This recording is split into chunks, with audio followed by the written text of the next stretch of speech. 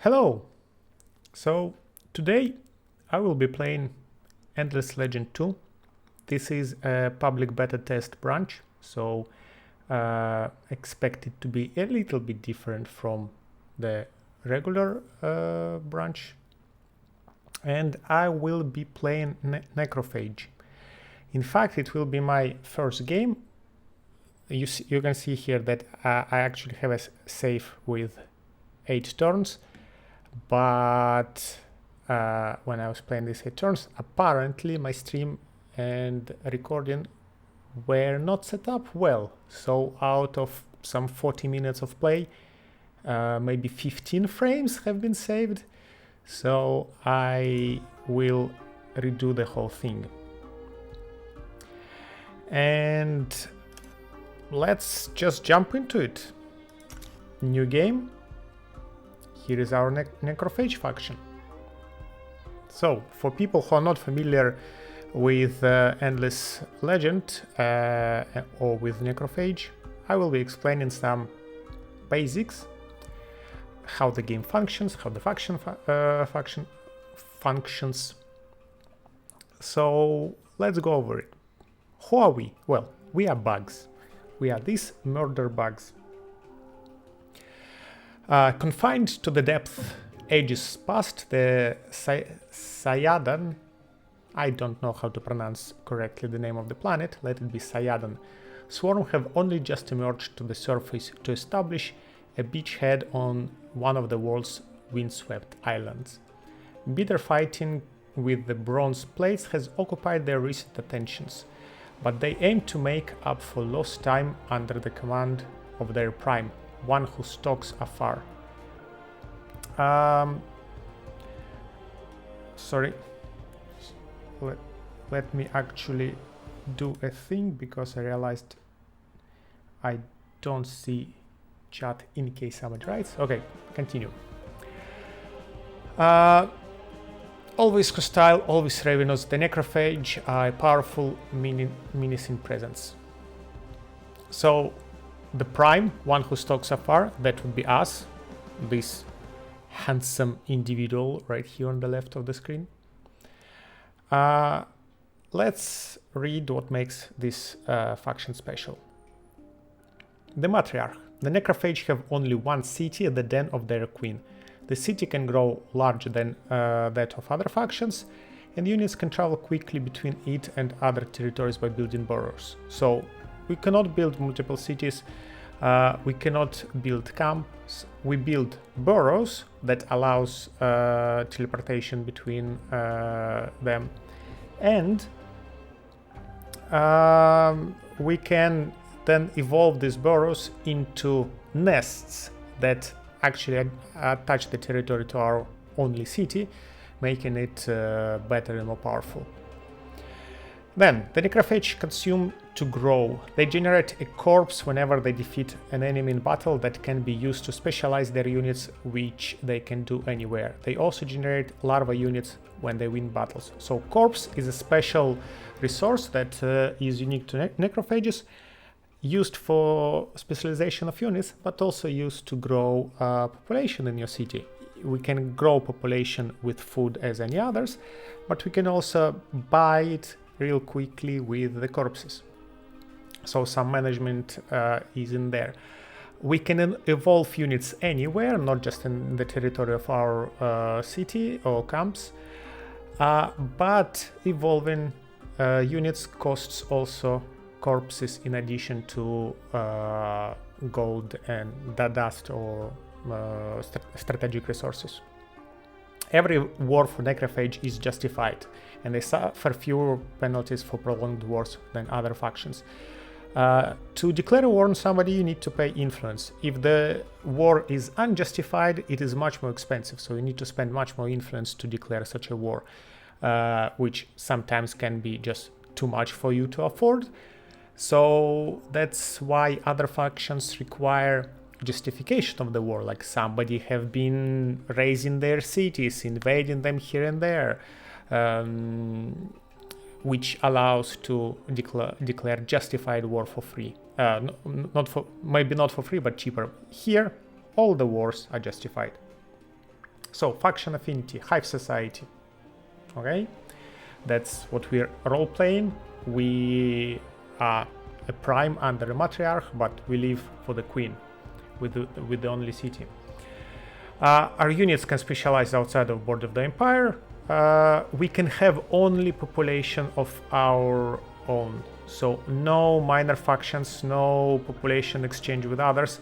It's only our own population. Only one city. Extra jobs in the city, which is good. Larva creation, creates a larva after a winning battle.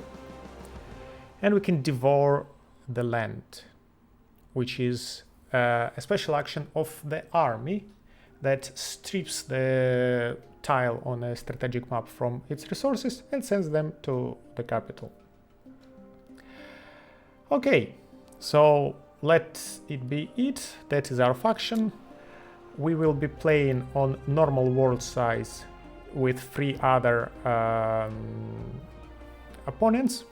I chose this one because I don't want particularly peaceful aspects. They try to befriend you and be very friendly. These guys are more warmongering, so maybe they will give us a little bit of a challenge.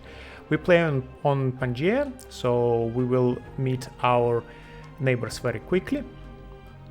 Game speed normal is the only one we can have. Difficulty endless, because of course we play in the hardest difficulty. The rest of the settings are default, so no peaceful mode, no initial peace duration, pre-founding scouting bonus. This is a bonus, so we do not start with a city. We need to first establish a capital, and this bonus gives you incentive to walk around a little bit, explore your area, and maybe find the best place for the capital. So the turns that you spend walking around will then give you, will become the turns of bonus on your capital. You will have 50%, I believe, of bonus production of every resource. So it will pay for that wasted time. My experience, though, I try to set the capital as soon as possible, so we can start building things and the research as soon as possible. And because usually the areas where you spawn and the areas around them are relatively the same. I never saw that, like, if I step to the next territory, suddenly I would have 10 times better start. So I like to set up the capital real quick. Any type of victory is allowed. The world is average. Everything is present there. So yeah, let's start our game and let's see how it goes. And let's watch the cinematic together.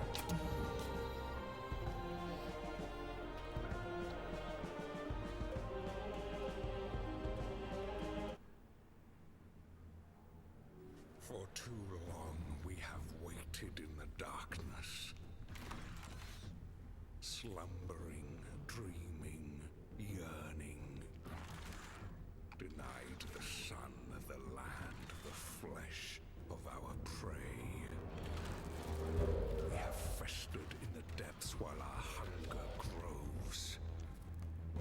Now, though, we see the sign. A new day dawns. Now we will swarm this world. Now we will take what is ours. So, as you can see, me, the Prime, is quite a bloodthirsty individual. So, swarm, it is time. Our long dark night ends. Fire in the skies, monsters in the seas. Sayada is awakening once again by swarm. Our prey are weak in chaos, afraid. Let us emerge from the depth and devour all. So, naturally, I am a murder bug. and I want to eat everything. Let's see where the quest line will go. If it has an option to be a peaceful murder bug who fights its basic instincts, I would definitely like to choose it, but I don't know yet. Begin our legend. Okay, here we are. For people not familiar with this game or with 4X, let me tell you a little bit what is happening. We have the world. The world is round, so it is looped on left and right, not on the north and south. So here there is an actual edge of the world, and here there is an actual edge of the world. So the world is split in territories. You see this dashed line, which denotes one piece of territory. If I will build my capital anywhere inside this territory, this whole territory will be the territory of my capital. Initially, the city occupies 7 tiles. By the way, where are my tiles? Here. The central one and 6 around. So it will exploit all the resources that we can see. 1 food, 2 food, 3 science, 5 happiness, and 4 food on this tile. So if I settle the capital here, these resources will be exploited. The rest, no.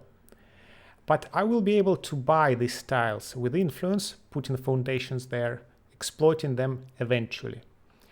If I do not attach another territory, I will not be able to expand behind the border. So we can actually see quite a bit of our territory, and there is an anomaly here, right there, which gives us 3 science, 4 food, and 5 happiness, good for city stability. I like this tile immediately because it gives us 3 science. We are a faction which is weak on science, as I saw in my first 8 turns that I played with bad stream and recording. Let me go over our units. So here we have a flying unit. Flying unit is efficient against infantry, can fly over obstacles and any enemies, but ranged units have 20% extra damage on flying units. So it is weak against ranged units. Has 10 armor, a little bit of attack, a little bit of speed, so nothing makes it special except that it is flying. Here, on the other hand, usually other faction starts with a scout, a hero, and 1 other unit. We have 2 units. They are our larva units that are quite weak.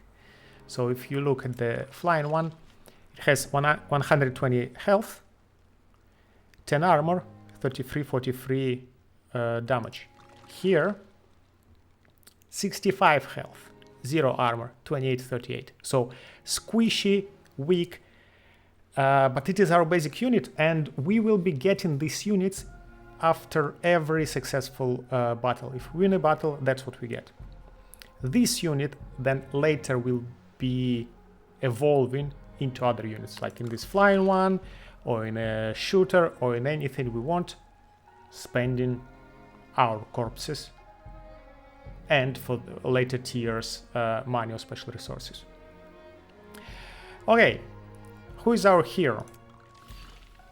Our hero plays with fire. It is a flying hero. Biography. One day, near the shoreline, place with fire found shredded remains of a Tahuk's detachment. No sign of an enemy. Unnerved by a good scavenger, it picked clean the victims' bodies, then started out over the slate-grey waters. Suddenly, a tentacled monstrosity loomed out of the seas, spitting a toxic bile over the necrophage. Later, Place with Fire realized the fluid had done something miraculous to its mind, but also left it in constant burning pain. So in this universe of Endless, we have this dust used as a money, but also as a magical substance that gives individuals special, like magical powers, longevity, and often to some simple minds, individuality and actual mind. So this toxic substance we got onto us is definitely some dust-infused substance, and we became a hero, dust-infused individual. We are resilient, so we have 2 resilience. We are a heavy hitter. We get +2 damage per hero level on hero, which is good. 3 damage is always good. And we have 100% less dust upkeep on fly. I don't know what does it mean. What does fly mean? I don't know that if there is a unit named fly or it means any flying units are free for us to upkeep. I don't know that. So equipment, we start with a 2-handed weapon, so we are an attacker. There are 4 types of heroes here: attacker, defender, archer, and a mage, caster. So we are the attacker one. It means that we will have a lot of damage to do. These are our skills. These are skills of an attacker, these are skills of an attacker necrophage, and these are skills of necrophage. This gives us flat damage, and flat damage for every single point of attributes: might, resilience, intuition, determination. So a good one to have. This one is an active skill. It allows us to teleport up to one to tiles, I see, and do some damage in the area around the place where I teleport. So nice. Movement ability is always nice. This is a very nice ability. It is an active skill. It ignores the defense, which is good. It deals some amount of damage, and if I am able to kill a unit with this skill, I can act again. So it means that I can have 2 attacks in 1 round. Here, when attacking a unit with damaged, so damaged is a negative status effect that unit received when it sustained a lot of damage. So if I'm attacking a damaged unit, I get an extra action token, so I can attack again. Awesome. Here, when I win a battle, it refills all movement points. I don't know whether it refills movement points to the hero or to the army. That remains to be seen, but it seems a very useful one. When winning a battle, earns food. Food is the resource that we get for the city, so it's our feeds.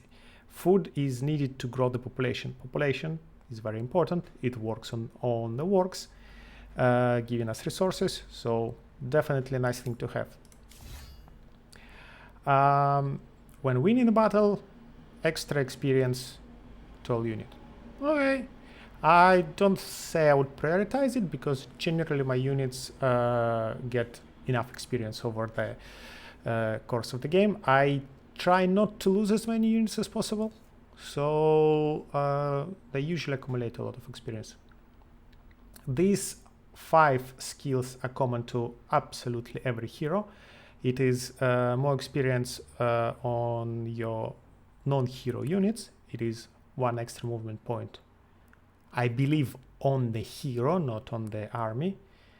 Flat health, flat damage, and extra capture points that allows you to capture cities quicker.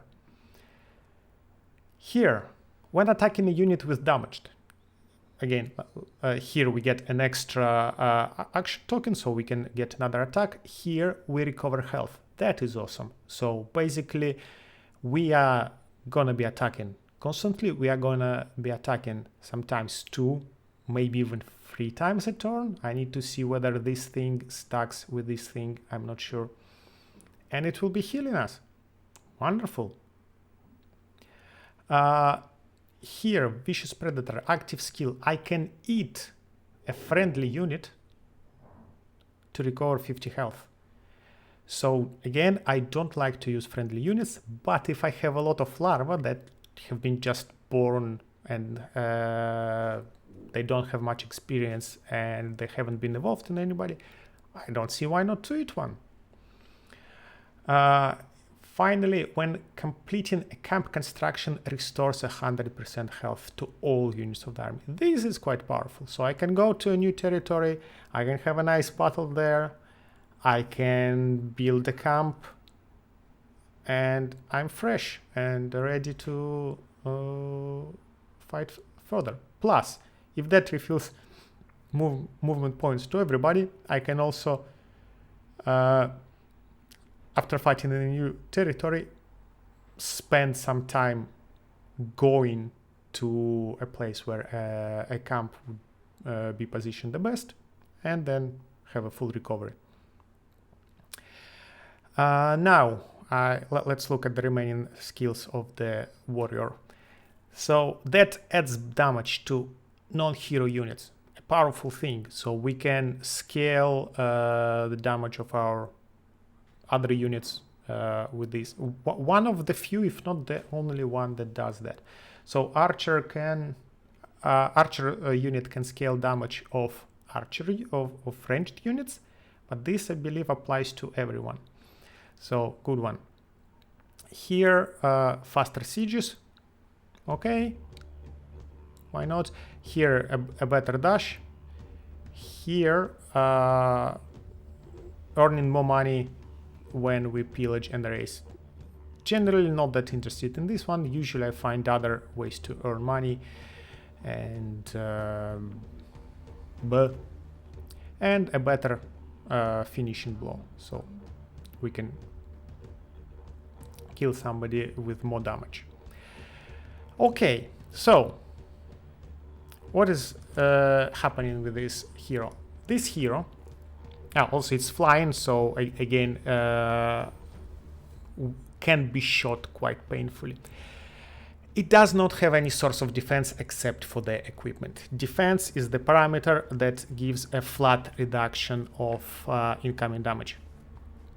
So it doesn't have a lot of sources of health. So this one gives us health and it scales with resilience. It has no sources of extra armor. So this will be a squishy but very heavy hitting hero. Luckily, it seems that we have the ability to heal ourselves, but we will need to prioritize hitting damaged units. So we will be using other units to hurt somebody, for them to receive the damaged debuff, and then this guy will be swooping in, doing multiple attacks and healing himself. Okay.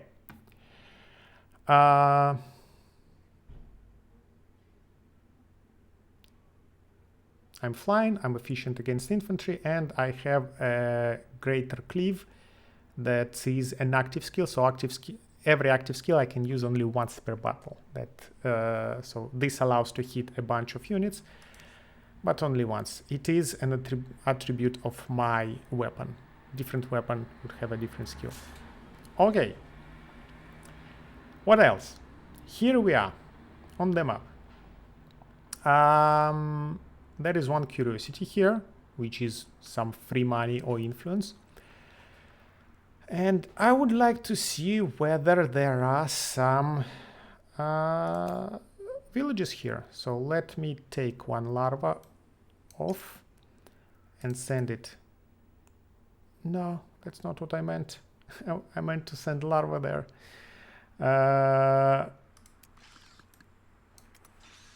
Okay. Dead end here. So Villages of minor fractions, they are a nice source of some flood bonuses when you pacify them, and source of battles for us, because we are murder bugs, we are interested in fighting others. It gives us free units and experience on our army, and also money, because after every battle we have spoils, some money to earn. So we want to fight as much as possible.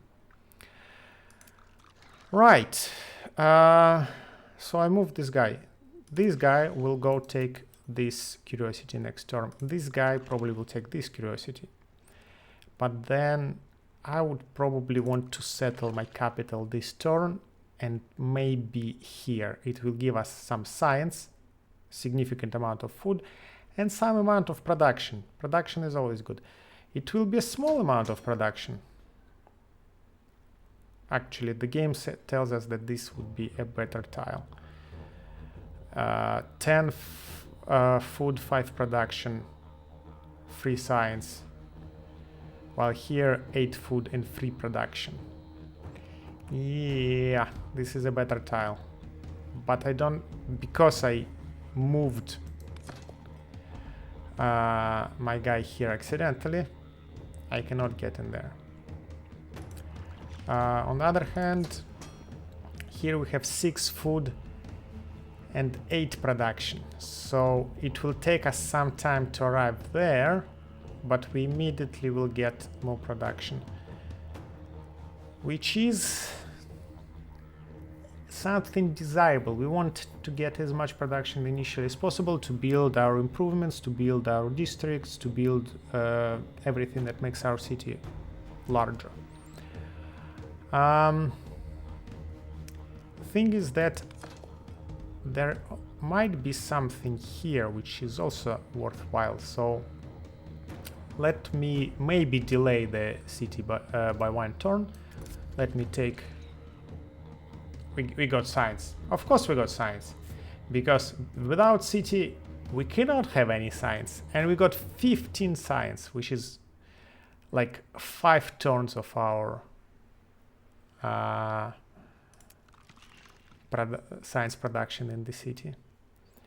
I think it is gone. I don't think that it is accumulated and be used when I actually put down the city.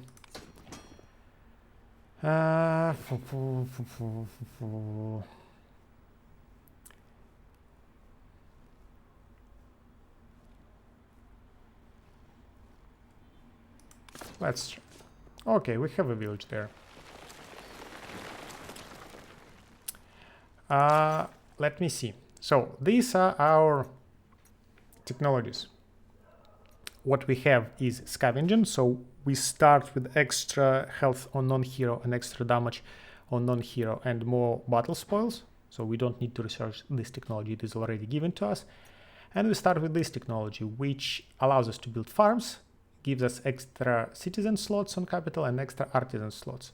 Citizens produce food, they are population that work to produce food, and artisan population that work to produce industry and dust, apparently. Good. So I think my first, you see, 24 turns, 24 science to unlock this technology, and 15 of science have been already wasted. Or not?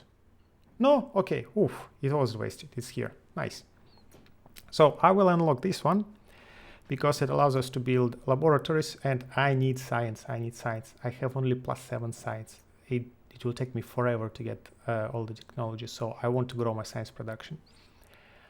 Then I want this one because it will give us access to works, something that increase our industry. We do need industry as well. Then I want this one to get access to devour the land, so it will allow us to eat the tiles on the map, sending the resources to the capital, and producing corpses on capital, which is good. We need it for growing population and developing the units. Then this one is all right. This one is quite all right as well. We do need some influence and we do need money. So between money and influence, I don't know what we need more. So for now, let it be this. Then we'll see. Okay, our city. Here it is. We got one population. Our population is actually quite good. It gives dust wherever it is. It produces extra food when it is a citizen, extra industry when it is artisan, and extra influence when it is a scribe. So citizen produces 4 food and 2 dust by itself. This guy adds 2 more food and 1 more dust, so it produces 6 and 3. I think I want to send him to... Okay. In this beta branch, for some reason, dragging population is an issue. Haven't been an issue for me before. I think I want him to work the industry.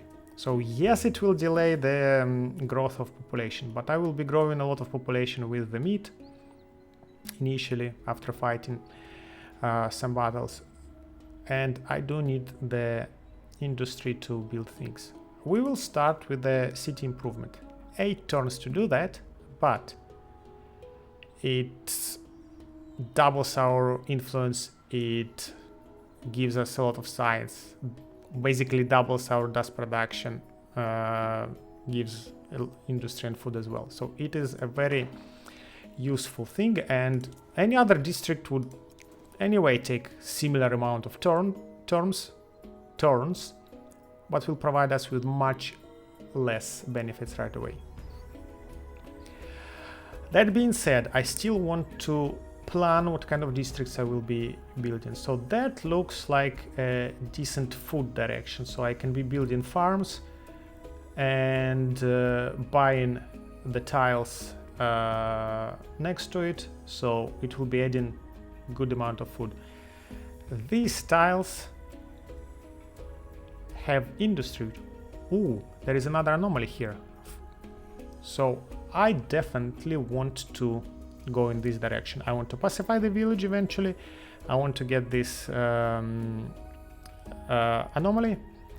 And these are not bad tiles. So they have production. If I will be able to work on top of them, I will get extra industry because they have production. They have double yields, food and industry, which gives extra 1 yield of science on our laboratory, on tile producing at least 2 types of yields. So we want them. We want them, but to be able to buy this tile. So if you look now, I can buy this and this tile with influence. I don't have enough influence, but if I had, I could. I cannot buy these ones. Why? Because I do not have any districts adjacent to them. Anomaly counts as a district. So I cannot build anything on anomaly, but it allows me to buy tiles around it. So if I will build a district here, it will allow me to buy this tile, and access there. The problem with district here is that it gives me 1 industry. If I build a farm here, it will not give me extra food on tile producing food, and I cannot build works. So farm would better go in here, but this tile is not bought. This is a good tile for this is a good tile for farm. So this is a good tile for farm. Or this. What can we do? We can instead turn this one into communal habitations. They give us extra population slot on works. So currently we can have 4 citizens, 4 artisans, and 3 scribes. This will increase this number by 1. But also it will give bonuses to all the farms, labs, and works around it. You see, farm get an extra food production per communal habitations, the same with works, the same with labs. So the problem is that it is quite useless by itself. It's invest 7 turns of production to get, well, nothing right away. Yeah. If only I didn't move my army and had a way to arrive to this tile to build this city. That would be a better choice. Well, I'm not in such a hurry to get there. So let me probably build a farm here.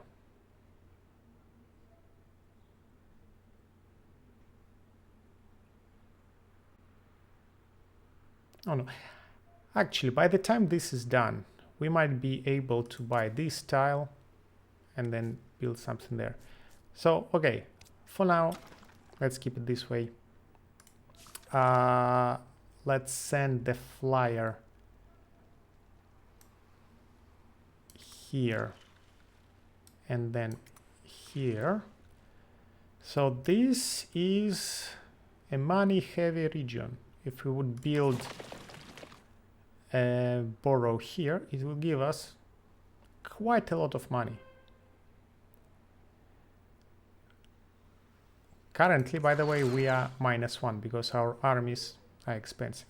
We're producing 13 dust and consuming 14. So it is not a bad idea to build a borough here. The problem is that it will not start bringing us resources until we turn it into a nest. A nest, first nest would cost, I think, 100 influence. We don't have 100 influence. So currently, it might not be the best way to spend resources. Well, that's all we can do for turn number 1.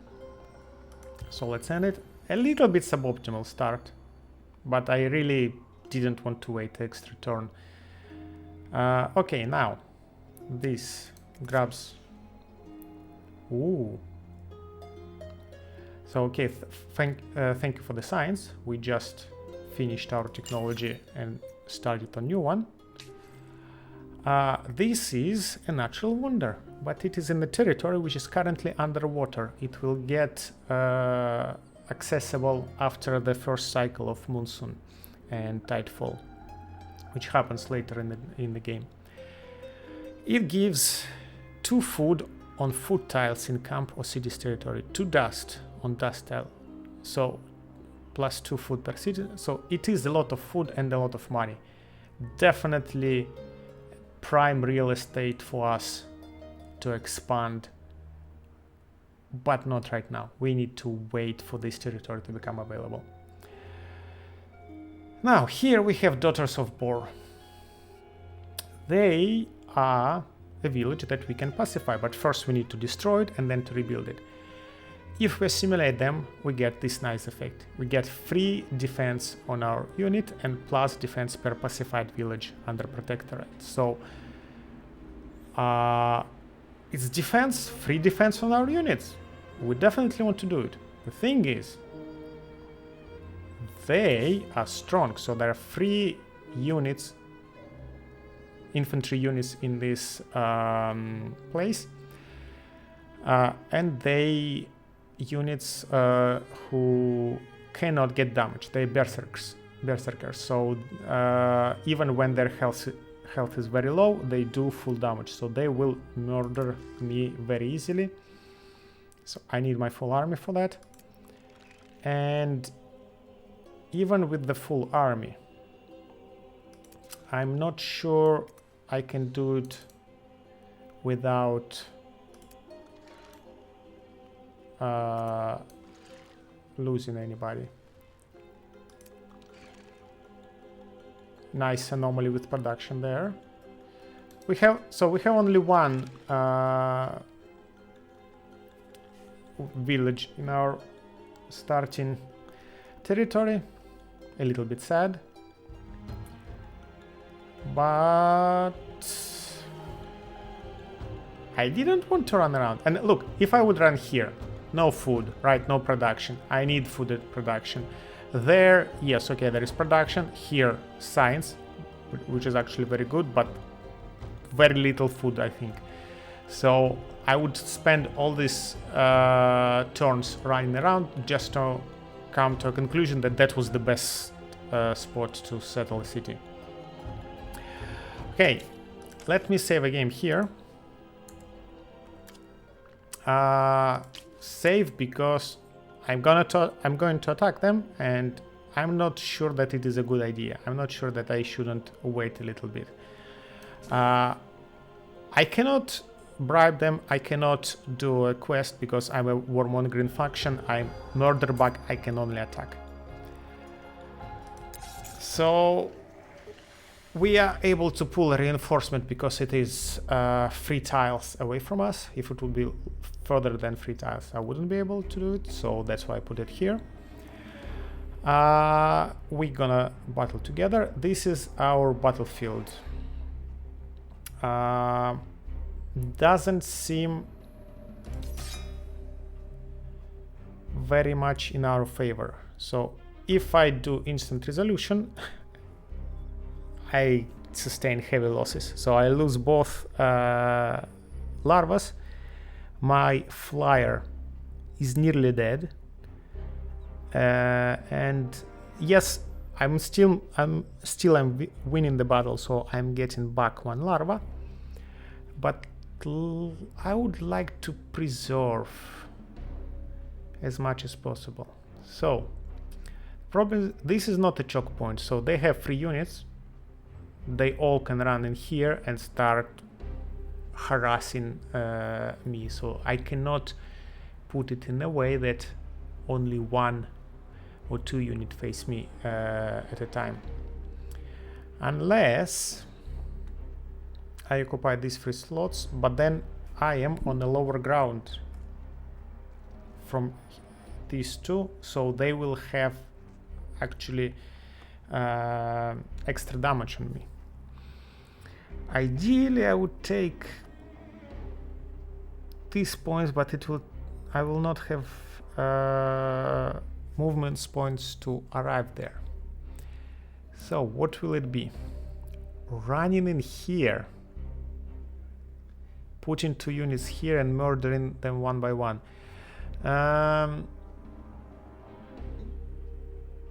That is almost good. If I were to put 3 units next to a choke point, that would be great, and I would be able to defeat them all probably without any losses. Like that. I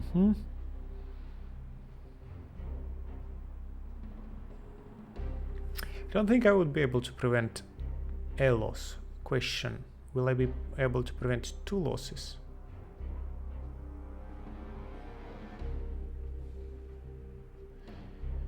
He would be able to get here. It would be able to get here.